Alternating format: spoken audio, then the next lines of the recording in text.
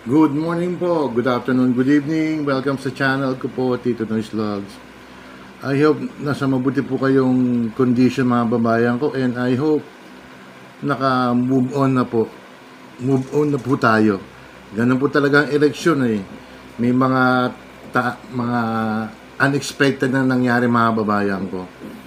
Although talagang yun ang pinili ng ating mga kababayan, tanggapin na natin mga babayan ko. Ako talaga, solid ang binoto ko, Duterte po. And then, nagdagdag na ako ng 2 na lang. Hindi po pinalad yung mga ibang binoto natin, mga babayan ko. Ito po, yung as of 7 a.m. ata ito, 7:30. Ang nangunguna po is si Senador Bongo po, mga kababayan ko. He garnered 26,471,000 votes. Nagtataka lang po ako, paano yung mga kasamaan niya, sila Hinlo, sila Lambino, Attorney Vic, sila Philip Salvador, si Doc Mata, si Bondok, at iba pang mga kasama niya, hindi po nahatak.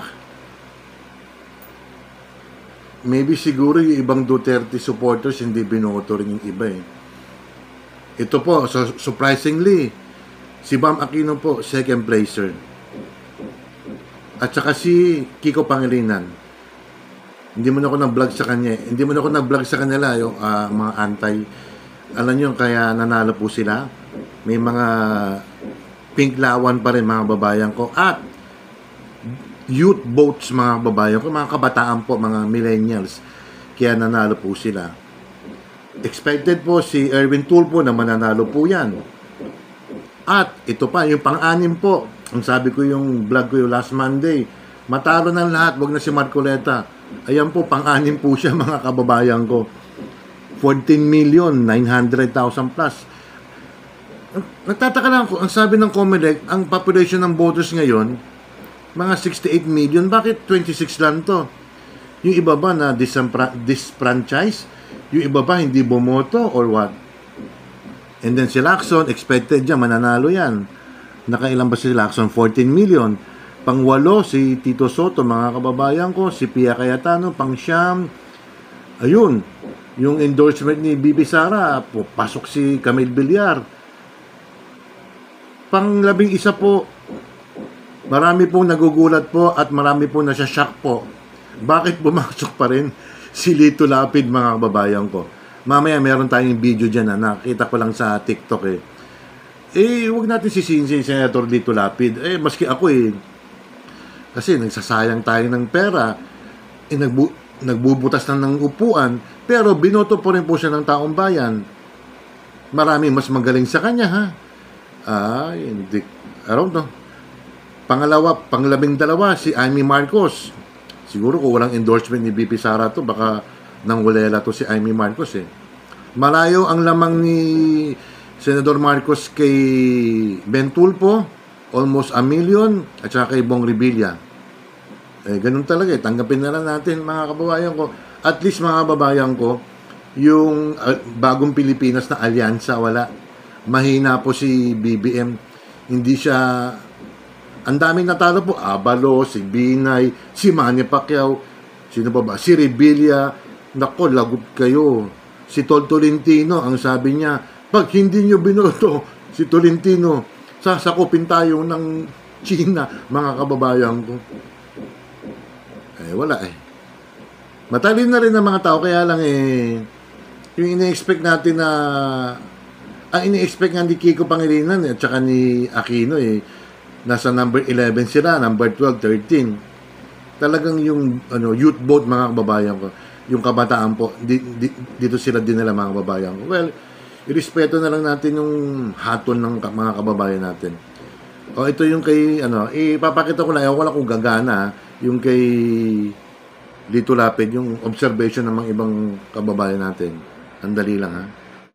Ito po ay obserbasyon ng ibang mga kababayan natin kung bakit daw nanalo si Senador Lito Lapid ng electionist. Mga kababayan, senador po ba talaga to? O baka naman extra lang sa pelikula ng Senado? Wala. O salimpusa lang sa legislatura? Si Lito Lapid po ay babalik na naman sa Senado para magpa-aircon at kumain ng snacks. Diyos ko, Mario Sem, 13 million na mangmang ang bumoto. At take note, may pending pa yan na kaso sa Sandigan Bayan ha. Reality check, si Lito Lapid ay isang trapo traditional politicians. Kilala sa TV as lumang tao, pero sa Senado, palamuti lang. At habang bubutas, may wala kaso lang naman po siya, graft, dahil sa manomalyang Sus, 4.7 Ginoo. million fertilizer deal from 2004. Walang Kaya sumisikat eh. overpriced. At noong binaliwala ng Sandigan Bayan, binaligtad ng Korte Suprema at itinuloy ang kaso. Ang tanong, ano bang nakain ng 13 million bumoto sa kanya? Ang daming bagong kandidato, matatalino, Dami, may wala prinsipyo, may malasakit, pero sa luma pa rin bumoto. Hindi wow. Bihirang magsalita ang ating pinuno, pero pag nagsalita, Sus, talagang turog lahat. wala tayong magagawa mga kababayan ko. Binoto nga si Senador Lito Lapid ang tao eh. Di ba si Coco Martin nag-endorse? Malakas siya mga kababayan ko. Di ba? Pag tumakbo nga si Coco Martin, baka manalo pa yan eh. Na senador o kaya mayroon man lang sa ibang lugar mga kababayan ko eh. Tama nga po yung sa video niya, marami tayong mas magaling pa kay Senador Lito Lapid. Ang problema kasi, binoto siya ng taong bayan. So, wala tayong magagawa. Irespeto na lang natin yung pagkapanalo ni Senador Lito Lapid. May mga ibang senador nga dyan convicted na, nanalo pa eh. O, di umano nagnakaw, binoto pa ng taong bayan. Nasa tao rin mga kababayan ko ang may diferensya eh. Alam mo nang nagnakaw na, di umano, iboboto mo pa. Di ba? Depende lang kung wala pa naman final verdict, pero imposible naman. Nako, ewan ko. At ito mga kababayan ko, ito pa may mga natalong quadcom mga kababayan ko. Correction mga kababayan ko yung second district ata na Maynila, adoto ko nung distrito in fairness, si Joel Chua nanalo po. Nanalo po siya, hindi po siya natalo. Ang natalo po ay ang mga natalo ay sina ito po yung mga natalo po. Ang mga natalo ay yung mga umama kay BP Sara mga babayan ko. Although may mga nakulusot din.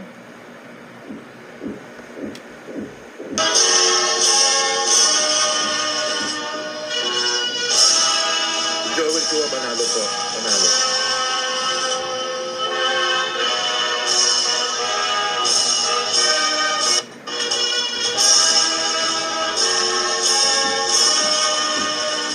Mr. Google. Manalo yan. Internet. Castro. Benny Abante. In fairness mga kababayan ko,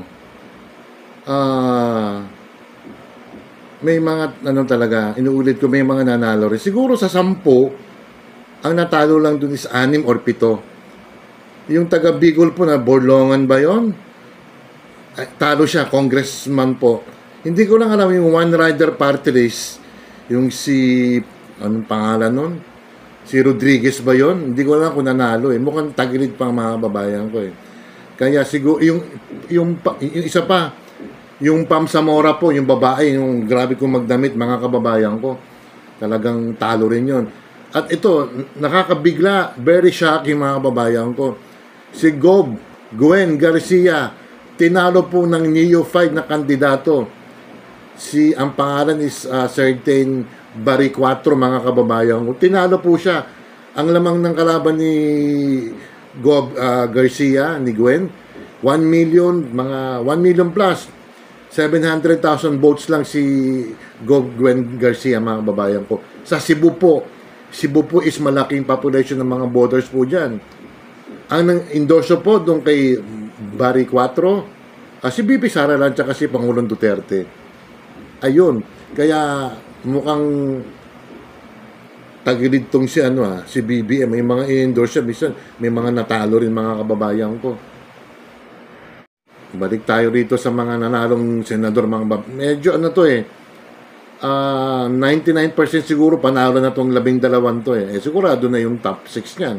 O hanggang top 10. Sorry na lang sa iba. Sayang talaga Hindi natin akalain yung si Bam Aquino tsaka si Pangilinan. May usap-usapan pero unconfirmed pa, kaya medyo nag-second place si Aquino. May isang religious group na parang may usapan, may condition. Tingnan natin sa impeachment na lang, mga babayan ko. Huwag naman sana kung boboto kayo sa impeachment, yung na lang, kung ano yung conviction nyo, kung paano nyo himayin yung mga prosecutor ng Congress. Kasi I think July 30 mag-uumpisa na ang impeachment ni BP Sara, mga babayan ko. Kaya lang po, usap-usapin dito, baka sobra sa siyam yung mag-a-acquit kay BP Sara, mga kababayan ko. Tingnan na lang natin, mga titos, mga titas. Yun na lang, ha. Move on na tayo. Kung sino mga kandidato nyo at kung sino naman ang mga nanalo, tanggapin na natin, mga babayan ko. Hindi natin alam kung may dayaan ba. Kailan ba nagkaroon ng hindi dayaan? Diba? Panahon pa ni Mahomay, may dayaan na sa eleksyon, mga kababayan ko. Shoutout na lang sa mga taga Caloocan, taga Santa Rosa, taga Makati, taga Taguig, sa abroad, sa Hong Kong, Macau, Taiwan, Middle East, United States, mga babayan ko. Ayun lang, mga babayan ko. Maraming salamat po.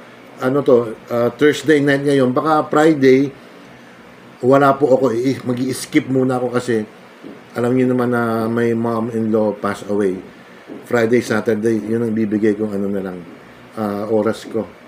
Namin, mga pamilya, mga kababayan ko. Salamat po, ingat. Bye.